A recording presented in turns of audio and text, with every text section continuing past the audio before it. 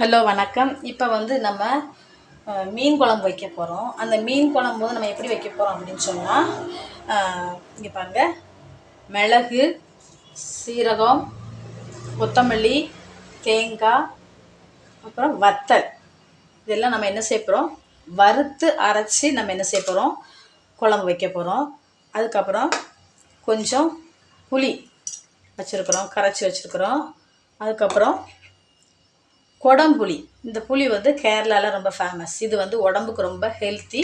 அதனால் இந்த புளி போட்டு நம்ம குழம்பு வைக்க போகிறோம். அதுக்கு பிறகு தக்காளி, பெரிய வெங்காயம், மாங்காய், வெள்ளைப்பூடு, சின்ன வெங்காயம். இந்த சின்ன வெங்காயம் வந்து நம்ம என்ன செய்ய போகிறோம், இந்த தேங்காய் அதெல்லாம் வறுத்து அரைப்போம் இல்லையா, அது கூட சேர்த்து இதை அரைக்கிறதுக்காக ரெடி பண்ணி வச்சுருக்குறோம்.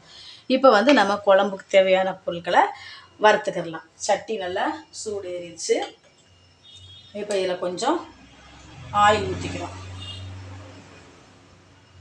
கொஞ்சம் கடலெண்ணெயும் நல்லெண்ணெயும் சேர்த்து ஊற்றிக்கலாம்.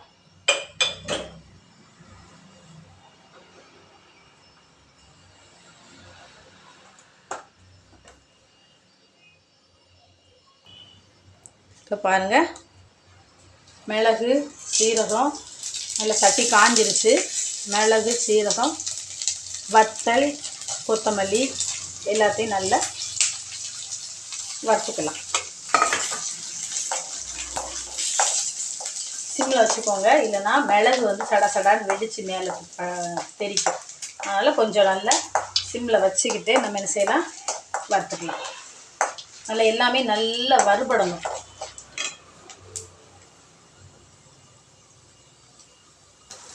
எல்லாம் வறுத்த பிறகு கடைசியாக கொஞ்சம் தேங்காய் லைட்டாக கட் பண்ணி போட்டு அதையும் வறுத்துக்கலாம். எல்லாமே நல்ல ப்ரௌன் கலரில் வரணும். அந்த அளவு தேங்காய் வந்து நல்ல ப்ரௌன் கலரில் வரணும். அந்த அளவுக்கு நம்ம என்ன செஞ்சுக்கலாம், வறுத்துக்கலாம். பாருங்கள், தேங்காய் நல்லா ப்ரௌன் கலரில் எல்லாமே சேர்ந்து நல்லா வதங்கிருச்சு. இனிமேல் இதை கொஞ்சம் ஆற வச்சுட்டு நம்ம என்ன செஞ்சலாம், மிக்சியில் நல்லா மையாக அரைச்சிட்டு வரலாம். மையாக அரைக்கும் போதே சின்ன வெங்காயம் வெட்டி வச்சுருக்கோம், அதையும் சேர்த்து நல்லா அரைச்சிட்டு வந்து சேர்த்துக்கலாம். இப்போ வந்து அந்த மிக்சியில் அதை அரைக்கிறதுக்காக ஃபேன்